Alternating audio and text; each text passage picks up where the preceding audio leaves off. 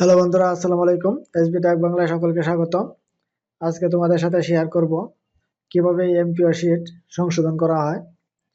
মানে এমপিও শিটের নামের বানান, প্যাকউড, বিষয়, যার যে ভুল আছে সেই ভুলটা সংশোধন কিভাবে করতে হয় সেটা আজকে দেখব।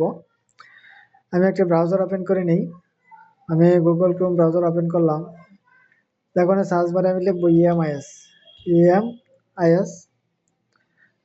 emis.gov.bd। এখানে ক্লিক করলাম।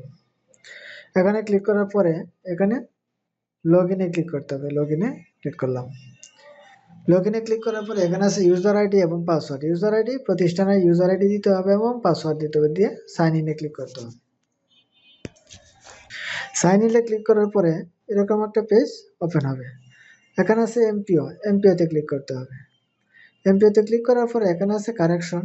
এখানে কারেকশনে ক্লিক করতে হবে। কারেকশনে ক্লিক করার পরে এরকম একটা পেজ ওপেন হবে। এখানে ইন্ডেক্স নম্বর দিতে হবে, যার সংশোধন হবে তার ইন্ডেক্স নম্বরটা দিতে হবে এবং এখানে সার্চ দিতে হবে। সার্চ দিলে অটোমেটিক নাম যা আসে তথ্য সব এসে পড়বে। এখানে আছে নাম, যদি নামের বানান ভুল থাকে প্রত্যাশিত নাম ইংরেজিতে, প্রত্যাশিত নাম বাংলা লিখতে হবে। যদি জন্ম তারিখ হয় প্রত্যাশিত জন্ম তারিখ লিখে দিতে হবে। ব্যাংকের হিসাব নম্বর হলে ব্যাংকের হিসাব নম্বর লিখে দিতে হবে সঠিকভাবে।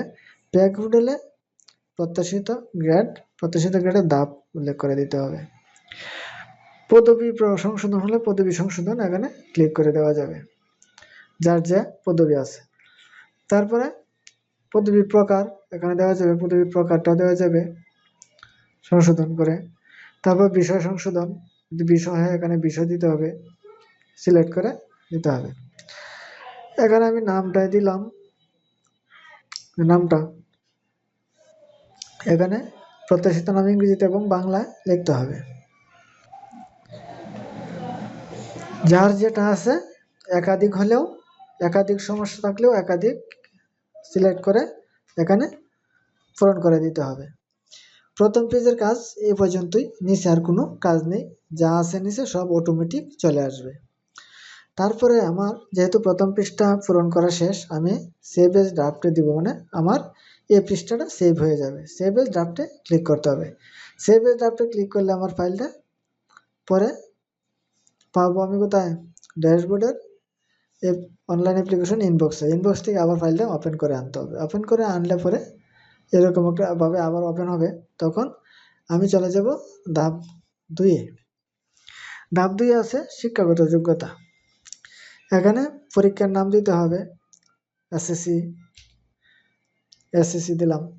সেমভাবে এসএসসি, এইচএসসি, ডিগ্রি সবগুলাই দিতে হবে। এসএসসি রোল নম্বর দিতে হবে, সেশন দিতে হবে, পাশের বছর দিতে হবে, বোর্ড সিলেক্ট করে দিতে হবে, ফলাফল প্রকাশের তারিখ দিতে হবে, গ্রুপ দিতে হবে, ফলাফলের ধরন দিতে হবে, বিভাগ শ্রেণী গ্রেড দিতে হবে, প্রাপ্ত নম্বর জিপিএ দিতে হবে, দিয়ে যোগ করুন ক্লিক করতে হবে। যোগ করুন ক্লিক করার পরে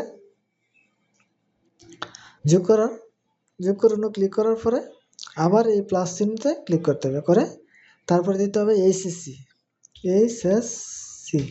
এইচএসসি। সেমভাবে প্রতিটা আবার পূরণ করতে হবে, দিয়ে আবার যোগ করুন ক্লিক করতে হবে।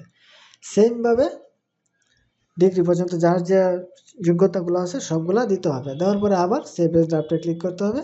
সেভ এজ ড্রাফটে ক্লিক করার পরে আবার ইনবক্স থেকে ফাইলটা ওপেন করে আনতে হবে। এবং আমি পরবর্তী চলে যাব তৃতীয় পেজে কোনো কাজ নেই, যা আছে অটোমেটিক চলে আসবে, কোনো কাজ নেই। চতুর্থ ধাপে একটা রেজুলেশন দিতে হবে। রেজুলেশনের তারিখ দিতে হবে, মিটিং নম্বর দিতে হবে, মিটিং বিবরণ সংক্ষিপ্তভাবে দিতে হবে, দিয়ে যোগ করুন ক্লিক করতে হবে। তারপরে চলে যাব আমি পঞ্চম ধাপে কোনো কাজ নেই। ষষ্ঠ ধাপে চলে যাব। ষষ্ঠ ধাপে আছে attachment, upload attachment. Institute head forwarding দিতে হবে একটা, এই যে এখানে ক্লিক করতে হবে। ক্লিক করে এই যে ফাইল নির্বাচন করুন, ফাইল কোথায় ফাইলটা আছে সেটা আমাকে দেখিয়ে দিতে হবে। দেখিয়ে দিয়ে ফাইলটা আপলোড করে এই যে এখান থেকে ফাইলটা দেখিয়ে দিতে হবে। ফাইলটা আপলোড করে সংরক্ষণে ক্লিক করতে হবে। সেমভাবে প্রতিটা আপলোড দিতে হবে। ব্যাঙ্ক অ্যাকাউন্ট স্লিপ সার্টিফিকেট দিতে হবে, অ্যাপয়েন্টমেন্ট লেটার দিতে হবে, টিচার স্টাফ স্টেটমেন্ট দিতে হবে, সাবজেক্ট অ্যাপ্রুভাল, সেকশন ওপেনিং যদি থাকে দিতে হবে, না থাকলে প্রযোজ্য দিতে হবে।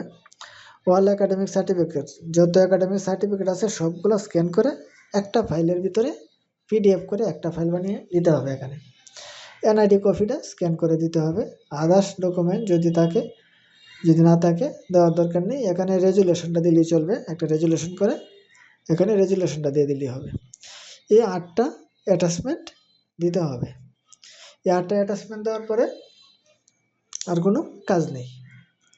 তারপরে কি করতে হবে, এখানে একটা ছোটো করে মন্তব্য লিখতে হবে। মন্তব্য লিখে আমি ধাপ 1, 2, 3 সবগুলো আবার ভালোভাবে দেখে সাবমিটে ক্লিক করতে হবে। সাবমিটে ক্লিক করার পরে আমার ফাইলটা সাবমিট হয়ে যাবে। এবং পরবর্তীতে ফাইলটা আমি পাবো কোথায়, অ্যাপ্লিকেশন লিস্টে। অ্যাপ্লিকেশন সাবমিট দেওয়ার পরে অ্যাপ্লিকেশন লিস্টে চলে যাবে। সাবমিট দেওয়ার আগ পর্যন্ত থাকবে অনলাইন অ্যাপ্লিকেশন ইনবক্সে। সাবমিট দেওয়ার পরে অ্যাপ্লিকেশন লিস্টে চলে যাবে। এখান থেকে দেখা যাবে আমার ফাইলটা কোথায় আছে, উপজেলায় আছে না জেলায় আছে না বিভাগে আছে। এভাবেই সাধারণত কারেকশনের আবেদনটা করতে হয়। হ্যালো বন্ধুরা, আমার চ্যানেলে যদি নতুন হয়ে থাকো চ্যানেলটা সাবস্ক্রাইব করে রাখবে, যাতে পরবর্তী শিক্ষামূলক নতুন নতুন ভিডিও আপলোডের সাথে সাথে তোমরা পেয়ে যাও এবং দেখতে পারো। তো আজকে এ পর্যন্তই। আমাদের সাথে থাকার জন্য ধন্যবাদ। Thank you.